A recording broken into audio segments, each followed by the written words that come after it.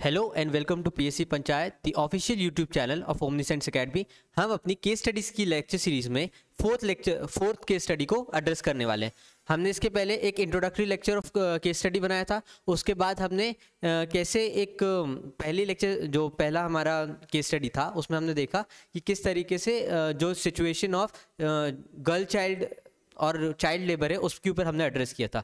दूसरी case study में हमने माइग्रेंट वर्कर्स को एड्रेस किया था। तीसरी केस स्टडी में या दूसरी केस स्टडी में हमने करप्शन और बिल्डिंग में करप्शन, फिर कैसे आपके ऑफिस वाले आपसे दबाव बनाते हैं, वो वाली सारी चीज़ें देखी थी। थर्ड में हमने माइग्रेंट वर्कर्स को एड्रेस किया। आज हम फोर्थ केस स्टडी देखने वाले हैं जिसमें फंड्स का एलोकेशन किस तरीके से होता है और उसमें कैसे कैसे एथिकल डिलेमास आते हैं, उन चीज़ों को हम एड्रेस करेंगे। तो पहले मैं इंग्लिश में पढ़ूंगा, फिर मैं हिंदी में पढ़ूंगा, फिर हम उसका क्वेश्चन को एक एक करके जैसे भी उसमें सेक्शन में क्वेश्चन होगा उसको एड्रेस करेंगे। ठीक है, तो पहले मैं इंग्लिश में पढ़ता हूँ।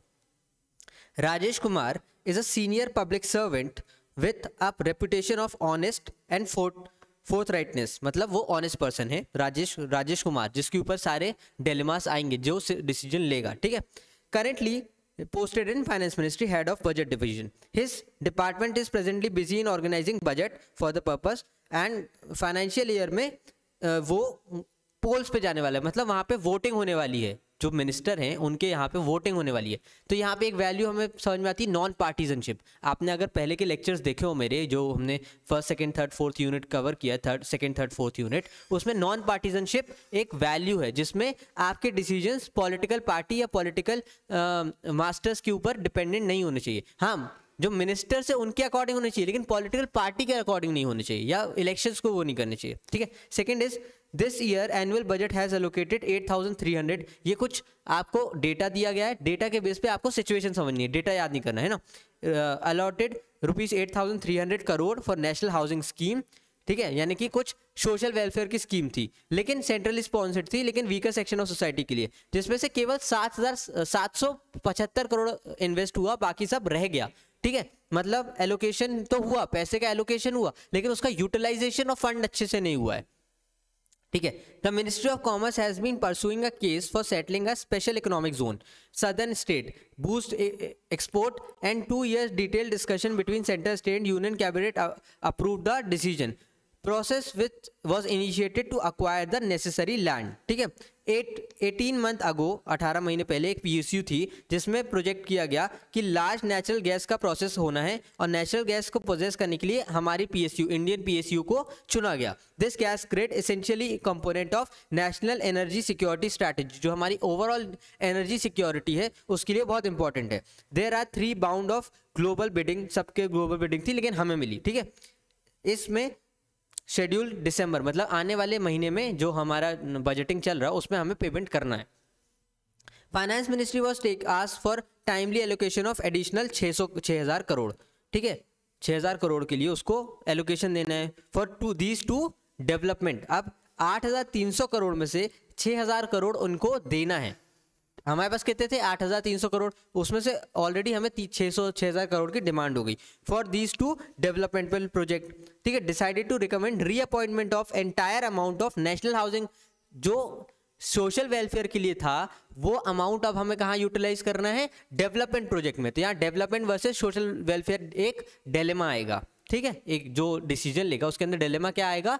Development versus social welfare. ठीक है, the file was forwarded to budget department. Rajesh Kumar वहाँ पे थी। Reappropriation in appropriately delay of the national housing society. ठीक है, द मच पॉलिटिसाइज्ड हुआ था और अपने पॉलिटिकल डिसीजन के लिए था। Rajesh Kumar discuss the matter with senior. He conveyed that politically sensitive situation need to be He was conveyed that this politically sensitive situation need to be processed immediately. Rajesh Kumar realized that diversion of fund from National Housing Society raised difficult question for the government in the parliament. ठीक है, ये सारी situation है।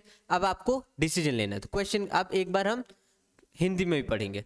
राजेश कुमार एक वरिष्ठ लोक सेवा हैं जिनके ईमानदार हैं, स्पष्टवादी हैं, ताकि प्रतिष्ठा है उनकी। आजकल वित्त मंत्रालय में एक नौकरी लगी हुई, वित्त मंत्रालय में उनकी पोस्टिंग है। ठीक है, इस वर्ष वार्षिक बजट में राष्ट्रीय आवास योजना के तहत 8300 करोड़ रुपए उनको आवंटित हुआ था, जिसमें से केवल 7075 करोड़ का काम हुआ। निर्यात को बढ़ाने के लिए, मतलब एक्सपोर्ट्स बढ़ाने के लिए दक्षिण राज्यों के विशेष आर्थिक जोन में स्थापित पैरवी कर रहे थे। केंद्र राज्य माध्यम मध्य 2 वर्ष से तक चल रही थी और विस्तृत चर्चा में इसका आवंटित हो गया, केवल लैंड एक्वाइजिशन भी शुरू हो गया है। 18वां माह पूर्व ये सारी जो गैस एजेंसी वाली काम था वो चल रहा था और अब उसका दिसंबर में हमें वो करना है। इन 2 विकास योजनाओं के लिए समय में 6000 करोड़ रुपए की अतिरिक्त राशि आवंटित करने के लिए वित्त मंत्रालय जहां आप काम कर रहे हैं उनको बोला गया है। यह निर्णय लिया गया है कि राशि जो नेशनल हाउसिंग सोसाइटी है उससे ली जाएगी। ठीक है, आवंटित में पुनः निर्वाचन करने के लिए संतुष्ट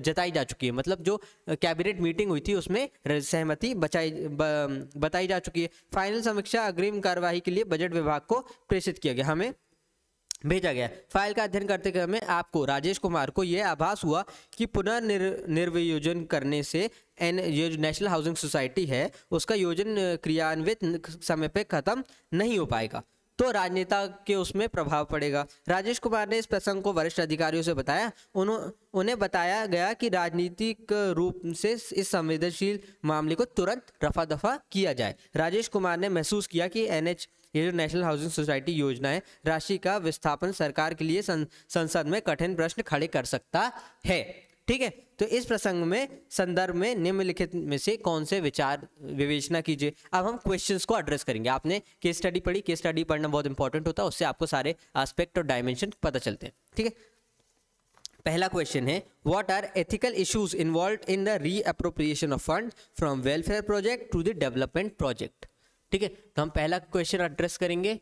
हमारा पहला क्वेश्चन है कि what are ethical issues, what are ethical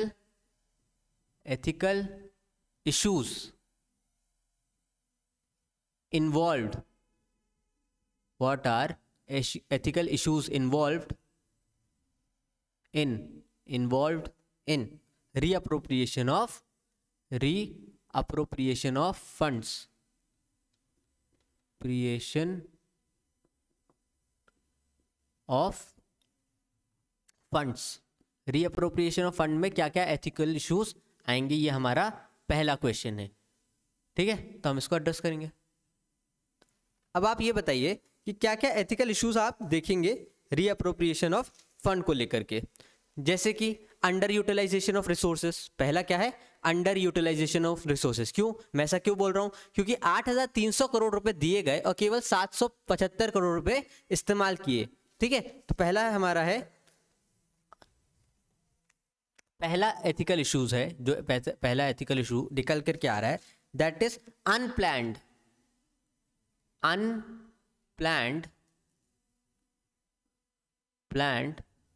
allocation, unplanned allocation of resources, allocation of fund, allocation of funds, unplanned allocation of funds. पहला एथिकल इश्यूज तो ये है। और दूसरा है under utilization and underutilization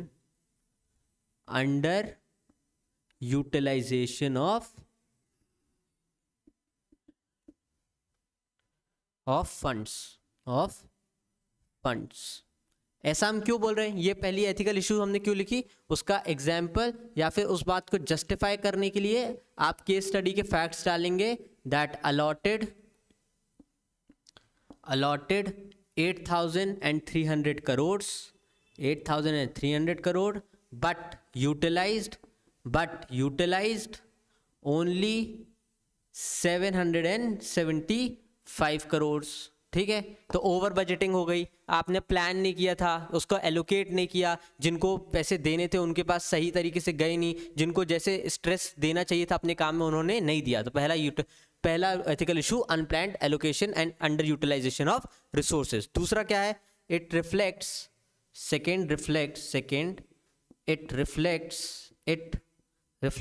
it मतलब ये जो सिचुएशन है रिफ्लेक्ट्स, ये सिचुएशन रिफ्लेक्ट करती है। पहला है incompetence and lack of commitment, incompetence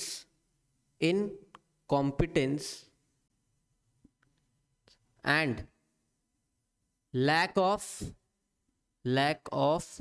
commitment towards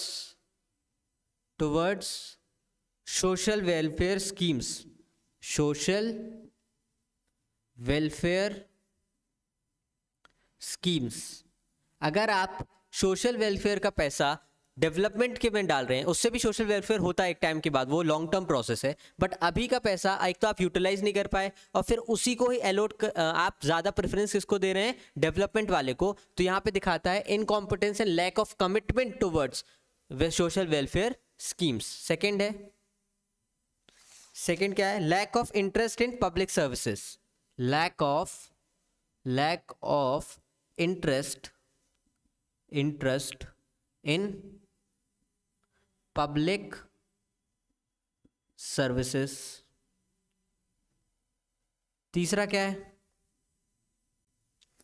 third one is lack of need based allocation, lack of need based allocation, need based allocation of resources, allocation of resources,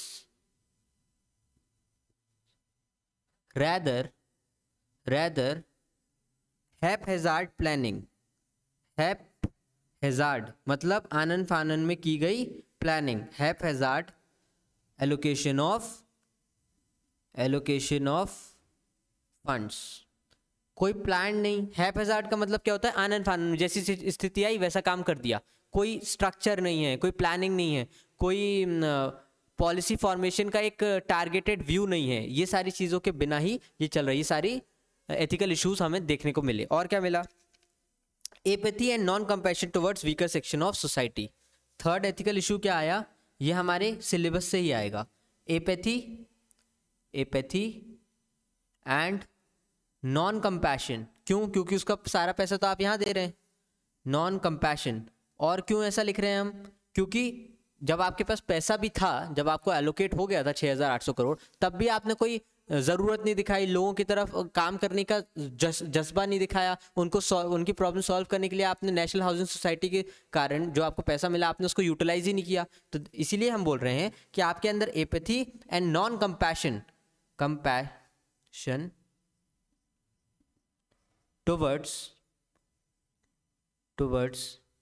weaker section of society है, towards weaker section of society है, towards weaker section of society. तो apathy and non compassion towards weaker section of society, this is also a ethical issue in this particular aspect, है ना। और क्या है, development overlooks welfare and economic growth over human development. चौथा point है, मैं ऊपर वाला पॉइंट मिटा रहा हूँ, अगर आपने ना लिखा हो तो आप एक काम करें कि पहले स्टॉप कर लें, लिख लें और फिर आगे बढ़े, है ना। मैं ये मिटा रहा हूँ।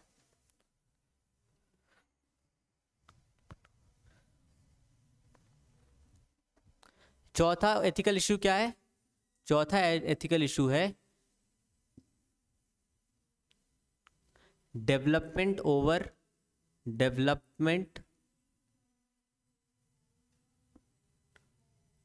subjugates welfare and economic development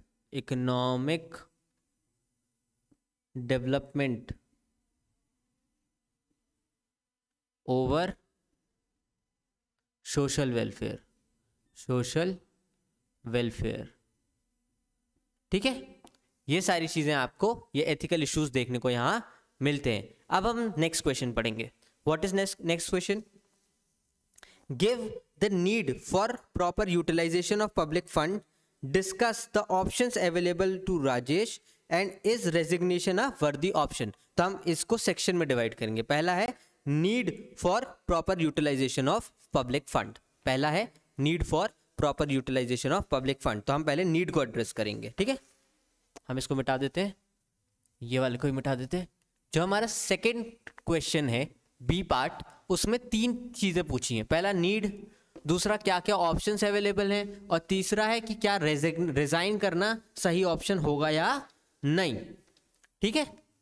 तो हम तीनों को एक एक करके एड्रेस करेंगे।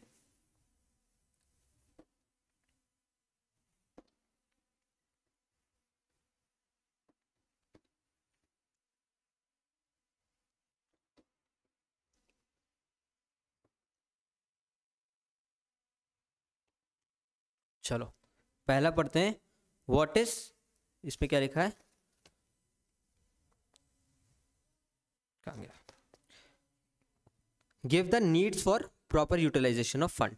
तो जो हमारा सेकेंड पार्ट है क्वेश्चन का, सेकेंड पार्ट में जो ए पार्ट है वो क्या है, need for proper utilisation of fund, for proper utilisation of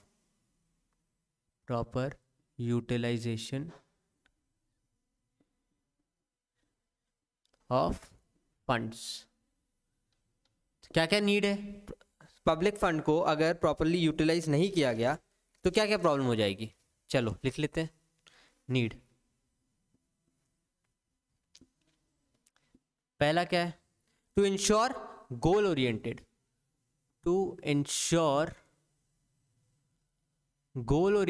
public welfare,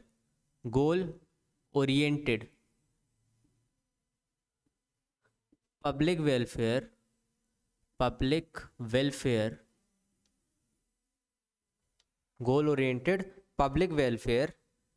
और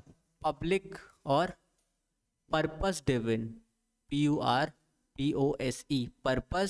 driven, purpose driven utilisation of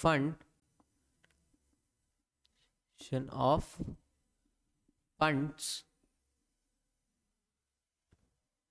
proper utilisation is important. इस काम के लिए ये जो नीड है, नीड क्या है, to ensure goal oriented public welfare and proper purpose driven utilisation of fund. यही नीड है किस चीज की, प्रॉपर यूटिलाइजेशन ऑफ रिसोर्सेज की।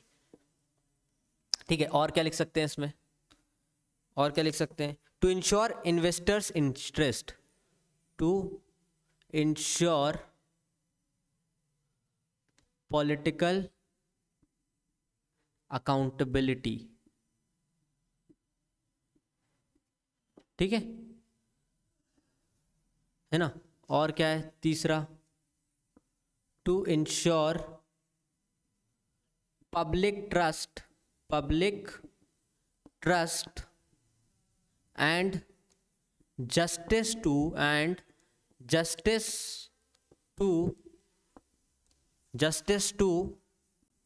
taxpayers money, utilization of fund is important. To ensure public trust and justice to taxpayers money, utilization of public fund is important. और क्या need है,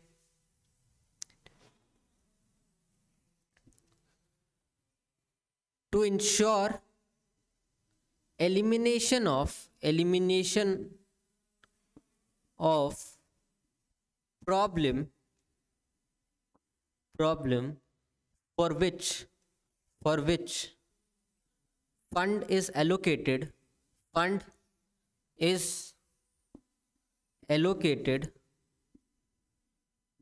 utilization is important. Proper utilization of public fund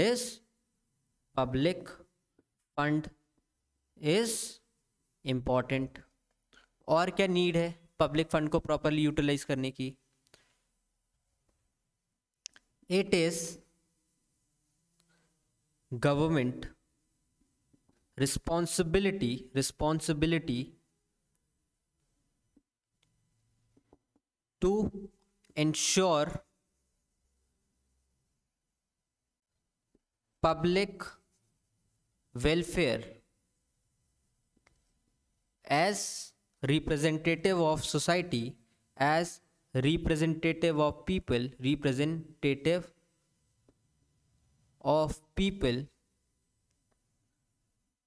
so to save or ensure economic democracy, क्या करना है, economic democracy, proper utilisation of fund is important. तो need क्या है proper utilisation of fund की, ये समझ में आई। तो ये जो क्वेश्चन दिया गया है सेकेंड क्वेश्चन, पहले तो हमें एथिकल इश्यूज फाइंड करने थे तो हमने एथिकल इश्यूज बता दिए। दूसरा हमारा क्या टास्क था, दूसरा हमारा क्वेश्चन है वो 3 पार्ट्स में डिवाइडेड है। तो हमने पहला part need for proper utilisation of fund cover किया। अब हम दूसरा पार्ट देखते हैं क्या पूछा है।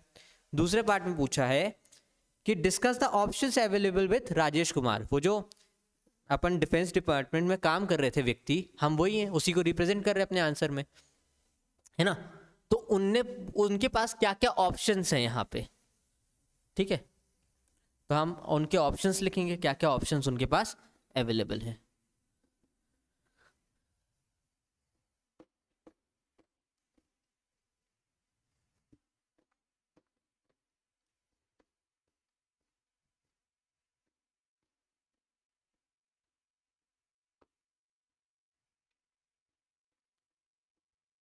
ठीक है, तो बी पार्ट पूछता है, क्वेश्चन सेकेंड का ही बी पार्ट है, वो पूछता है options available to Rajesh Kumar. Options available to Rajesh Kumar. Rajesh Kumar के पास क्या क्या ऑप्शंस हैं। Options available to Rajesh Kumar. तो क्या क्या ऑप्शंस है। पहला option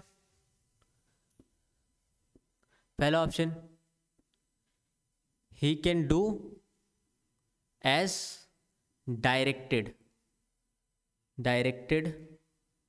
that is allocate national housing society fund या फिर remaining fund into development account, new development projects, है ना। पहला काम तो यही कर सकता है कि वो अपने उसके पास जो भी अवेलेबल अकाउंट है उसको डेवलपमेंट प्रोजेक्ट के लिए दे दे। सेकंड क्या है option. Second, to avoid dilemma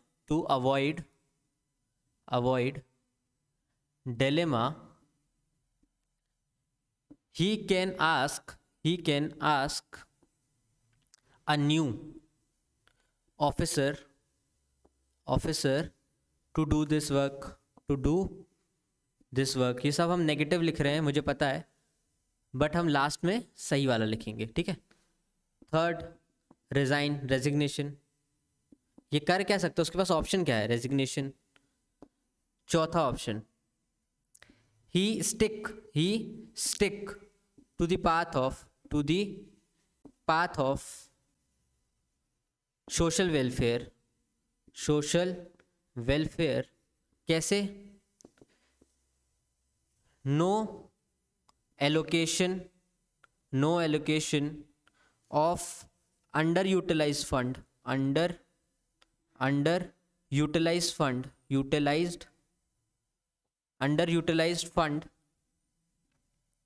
for development project.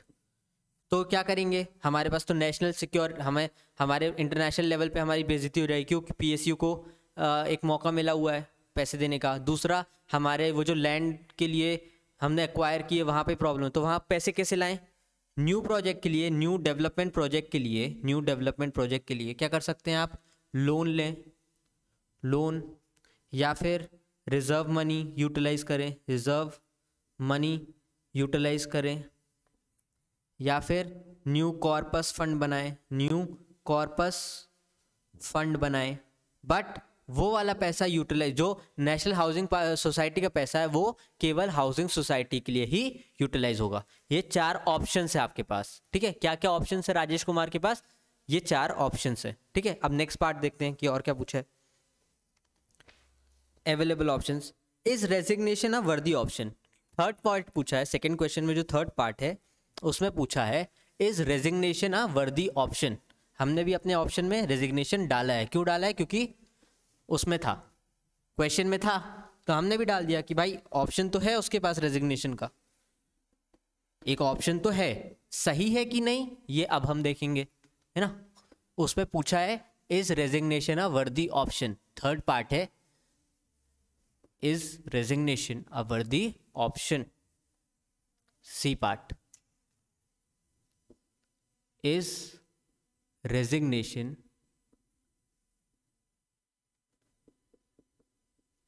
a worthy option, ठीक है, is resignation a worthy option. तो हम सबसे पहले लिखेंगे because a civil servant must be पहला इंटेग्रिटी इन हिज वर्क, दूसरा क्रिटिकल थिंकिंग, यहाँ पे क्रिटिकल थिंकिंग ही लग रही है ना, आपको दो चीज़ों के बीच में सोचना है, आपको पैसे का नया अरेंजमेंट करना है, पुराने वाले को भी वहीं रखना है, तो ये क्रिटिकल थिंकिंग का पार्ट है। दूसरा मस्ट वर्क फॉर